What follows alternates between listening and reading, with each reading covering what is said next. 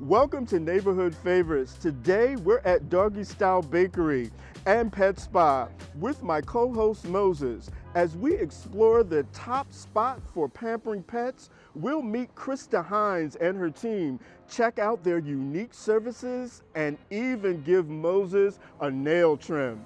Plus, we'll take a peek upstairs at the only cat boarding area in the neighborhood. Come on, let's go inside.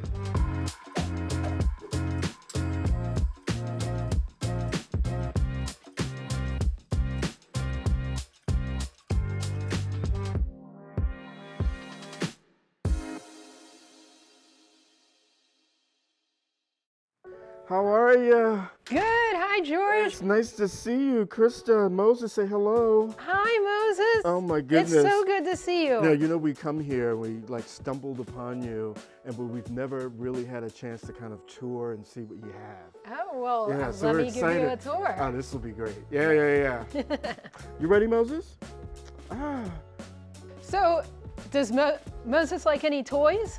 You know, I've not had toys for him. He probably would have inherited his brother's toys, who, you know, is no longer with us, but I think I should. He has bones, Okay. but I think he should probably have some toys. Well, now that maybe he's we should 3. check out some toys. Yeah, what would you suggest? He looks like a thoughtful little guy. I think he might enjoy doing some sort of puzzle toys. Really? What's a puzzle Yeah. toy? So a puzzle toy is something that you can stuff with food or maybe another toy. Okay. And he can root through it and Okay. try to play with it, right? So this Okay. little piece of fromage can be stuffed with a few different treats and stuff like that, and he Okay. can snuffle through it Okay. and try to find them. Wow. We also have toys that have toys inside of toys. Okay. Right, so this little cabbage guy, it opens up and it has a nice little fun ball for him to play with. Right? You like that, Moses? That squeaks, Ah. right? So okay. fun stuff, and then he can also put some treats around in here. Okay. What do you think about the big stuffed? I think that they are Animals? great friends for these Okay. guys, Like to right? have in their bed or just to. Exactly, to snuggle with, right? Okay. So something like the snow leopard, Okay. he could cuddle up next to. It's a good strong toy. It's got Okay. a lot of, he can play with it a lot, Yeah. and it probably won't rip apart. Okay. And he can lay his head on it, become friends with it. Yeah, he likes to lay his head. He likes to, he's almost human. He likes to lay his head like on a pillow. Yeah, kind of exactly. situation, So yeah. this guy could be his little pillow. And he squeaks too, right? He loves noises. You like that? Oh my goodness. Ah, you like, so he's That's sniffing. a little So we may have to take this home, huh? Ah, you get So this is good. So you come in, and is there something that, you know, if people are coming in, that you would suggest that's a no or a yes? Is it size based, or how do you know which is going to be the right toy for your pet? Right, for sure. Some dogs are really strong chewers. Some dogs are gonna rip apart a plush toy like this right away. Okay. And other dogs are gonna love on it and Okay. snuggle with it and play with it and just have fun with it, right? Right. So for dogs that are a little bit more destructive, Okay. we have toys that are rubber based or even leather. Something Okay. like this is a great toy for him to be able to chew on. Okay. Sometimes you don't want to hear a squeaker all the time, right? Maybe you have a work call you need to take or something like that. So you need some toys that are for quiet times. And these things are okay for their teeth and those kinds of things, because I see all the colors and stuff, although they're Yeah. pretty, you know, they're Sometimes the dyes can be a problem, right? Okay. So, there is definitely, some of our toys have natural dyes. Okay. Some of them are not so natural. So, you know, it's up to you where your safety level is Okay. as to where you want to go with that. But definitely that can be a concern. So, you know, one of the reasons we do Neighborhood Favorites is because we love the small businesses, the boutique stores. Tell me, what makes Doggy Style like so different from other places that we would go? Well, I think first of all, we really want to be a part of the community, and we really want to help support pet owners, right? There's a lot of questions that people have when they come in here that everybody has as a pet owner, and you want to be the best pet owner you can be, right? So we're here to help support that. And it was so cool because one of your clients came by, you knew the name of the dog, you knew the name of the person, you gave them a treat, you know, it was like really cool. So one thing that, you know, I said to you that Moses is always picking stuff up from the ground, the floor. He acts like he's hungry.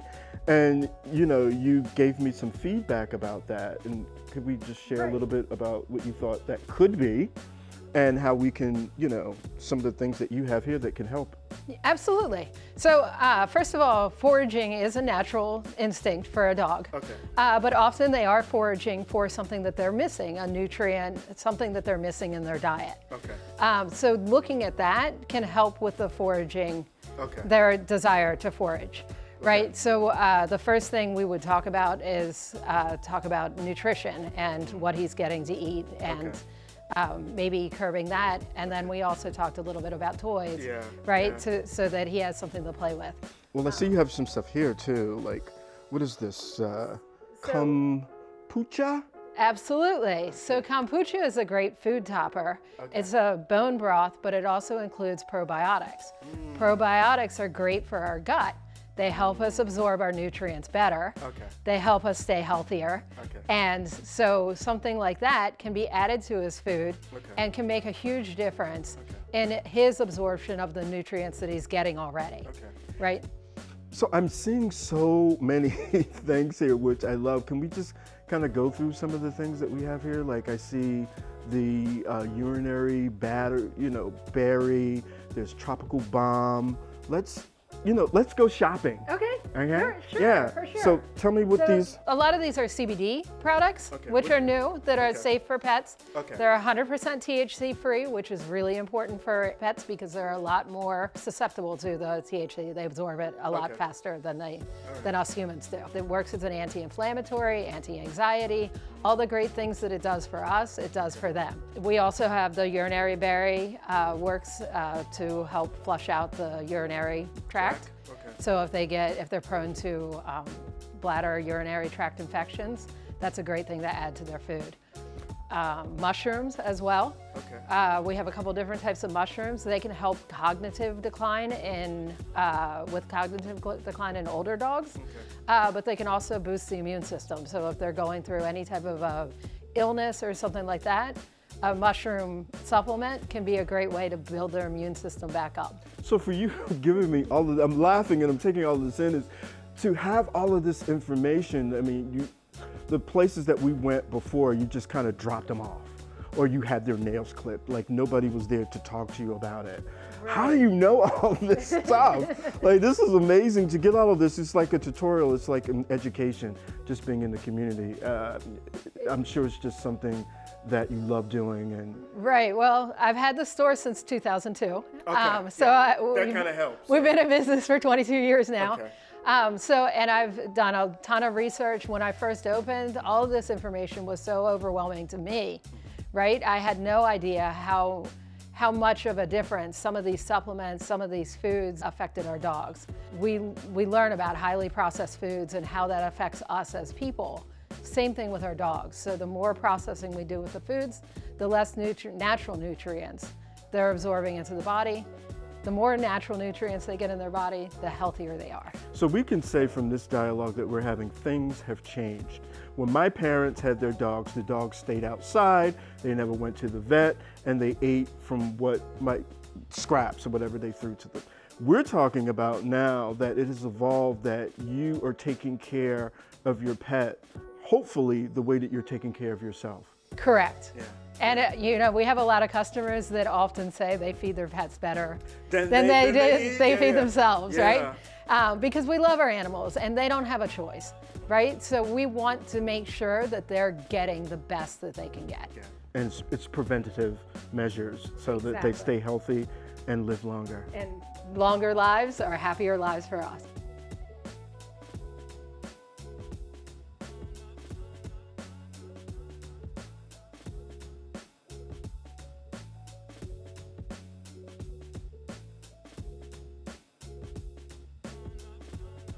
So we are now with the food, and there's so many different brands and things like that. Let's talk about like for Moses, we'll use as an example, stomach, gut, probiotics that you talked about. Hopefully I said that correctly. What do you choose? How do you think about those kinds of things when you're making decisions for your pet? So one of the first things we think about when we choose a brand of food to carry is locality. Is it made in the United States? And even how close to us is it made, right? So we have foods here that are made in Maryland, that are produced in Pennsylvania, that are local to us, right? And that's really important to us because supporting our local economy is... And then being able to get it. And being able to get it, right, exactly. So, and then processing. How do the manufacturers process their foods, right? So we have foods here that are processed at human food facilities or at their own plants, right? So some of these companies build their own plants and they process their own foods. That's important because they control everything that comes into their plant and how it gets processed, right? And when we see food recalls, a lot of times it's because these companies are bringing in foods to plants and they're sharing the foods, right? And a lot of those foods can be coming from China. They don't have any control over exactly what's going in their foods. Whereas the brands that we carry, we make sure that that is at the top of their list. Okay. From start to finish, you're making sure that you know how all of these things are done. Right. So the amount and, what's the difference between wet food and dry food? How do you, like if somebody comes in and says, you have a new dog, I don't know what he wants to eat. Does it go by breed? How do you kind of suggest? Right, so it goes really, it's the processing, right? So the less processed, the better nutrition you're getting, right? So we go everywhere from a raw food, right? Which is unprocessed, right? Or it's ground vegetables and meats and put together and then packaged and frozen and sold to you, right? That's your top of the line as far as nutrition goes. Right? And then you go down from that to like a freeze-dried food, right? So freeze-dried foods retain a lot more of their natural nutrients, right?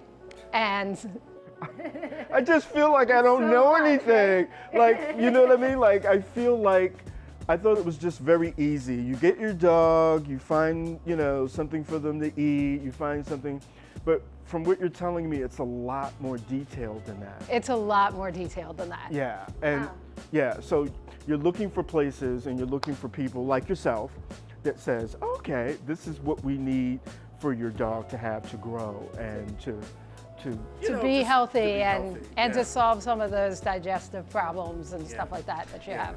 And then the jumping and, the skin, like, so I know for myself, I have eczema. Right. So I can't, although I love cologne, I can't wear it on my skin. I wear it on my clothes. Right. So, Moses also has a small condition of allergies and he sheds.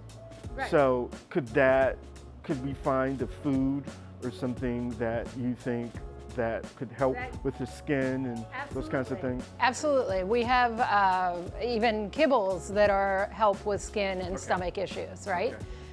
So definitely nutrition and the type of food and the proteins and stuff like that you're using make a huge difference in the outcome. Okay. Now, also to expense. So when you're doing, it's probably cheaper to just go someplace and get a big bag or something. Right. You're saying that it's worth the added expense because truthfully, it is sometimes a little more expensive to do to make it more healthier. It's just like, We'll keep you out of the vet's office. Okay, so it's worth that. Yeah, okay, so that's what I want to say. So you're either going to spend it making sure he's healthy or her healthy, right, by making sure no matter what the cost, because if you don't invest now, you're going to be going to the vet and spending it. Exactly. If that and more is what you're telling me. Okay. Exactly. Okay. So, and the people, our customers know, right? They've used these foods. We've used these foods. I use these foods on my dogs. We see the difference in their health. So when you start using the foods, they almost sell themselves to you because you can see the difference and the improvement.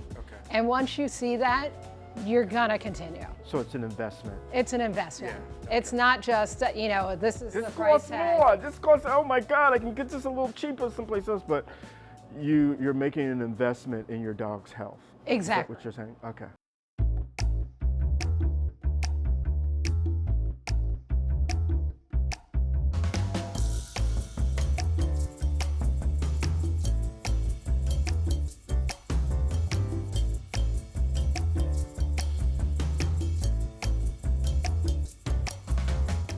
What made you decide to open a dog store? Well, way Pet back. store, yeah. Way back in the early 2000s, I was working in an office and 9/11 happened. And I was right downtown, right off of Union Station. We were, close to the mall and right sort of in the center of some of the action. And it really changed the way that I was looking at my life. And I really went home and was like, I need to do something that's important, that I love, that I'm passionate about. Okay. And that's how I started. Yeah. I just wanted to spend more time with my dogs and around people that had dogs and, learning more and growing in that. Yeah, your passion. Yeah. So exactly. doing your passion, and we talked about this when I, earlier, that when you do your passion, it just kind of some way will take care of you. Do you know what I mean? And I that agree. we both agreed that we didn't like to have to be like in an office like every day or whatever. And Right. this gives you the freedom. And the community, what is it best that you like about being in the heart of the community here on 17th Street? It's amazing. It's, dog owners come by. We have people that stop by the store every day just to get their dog a treat, to stop and say hi. It's amazing to see our customers interact with each other, right? Okay. Like as pet owners or as dog owners, we're always talking to other dog owners. Our dogs want to interact with another dog, and so we start interacting. And it makes this great community and this great friendship. And we are here to support that. And I just really enjoy that part. I was here, we brought Moses here to get his nails trimmed.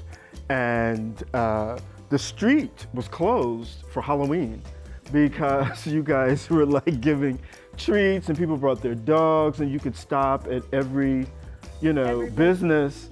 And so is that how it is? Is it like a network of businesses? Small businesses that kind of interact with each other? I think this part of DuPont is really unique in that almost every store around here is locally owned, right? And so we are all local business owners and businesses that are supporting each other and supporting the community.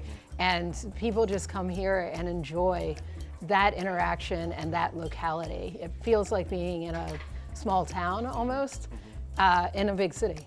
So how do you feel? How do you personally feel, with your staff, like them, it's a small staff and you get to know people, more intimately when it's not just like this big corporate thing.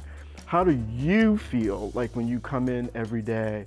Do you say, I'm really glad I made this move? How do you feel? Absolutely. Yeah. Absolutely. There's no way that I would have ever wanted to do anything else. Yeah. Like everything that I've done here has been so fulfilling to me. Yeah.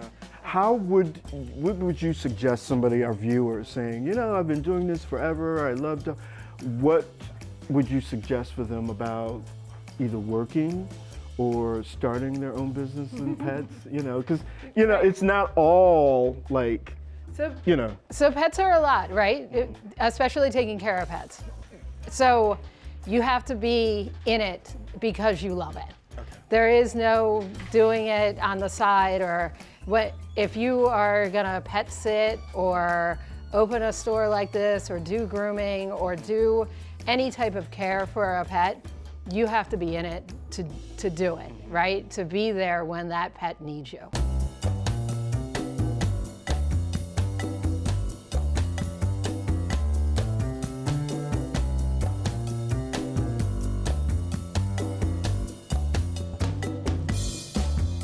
Moses, are you ready? Pedro is going to do your nails and Krista is holding you. Do you normally sometimes hold the pets? We often do. Okay. So when they come back, if Pedro? they're well behaved and Yeah, he loves getting his nails. Yeah, oftentimes it makes them a little bit calmer to hold them. okay, yeah. I don't know, he likes getting groomed. It's like his dad. Yeah. Calm, calm, calm. Quick and easy. Yeah. But I wouldn't, you don't suggest people doing this at home? You certainly can, but you just have to go slow and make sure that you... Isn't there a vein or something? There like is. You need to know how do you know where that is? So on him, his nails are white, so you can actually see it. Okay. If you look at them, come here, buddy. Thank They're all you. done. Look. You can see the white tips sort of at the end, Okay. and where it turns pink here Okay. is where his quick is. Okay. So you just don't want to cut into that. Yeah, well, we'll just bring you here. Yeah. How about that? Oh, look, you feel better? Say Yeah, yes. Whatever. Doggy Style Bakery Boutique and Pet Spa is more than just a store in the community. Krista and her team are creating a safe and fun place where pets and owners feel right at home. Thank you for joining us here today, and stay tuned as we explore more local gems and neighborhood favorites. We'll see you next time.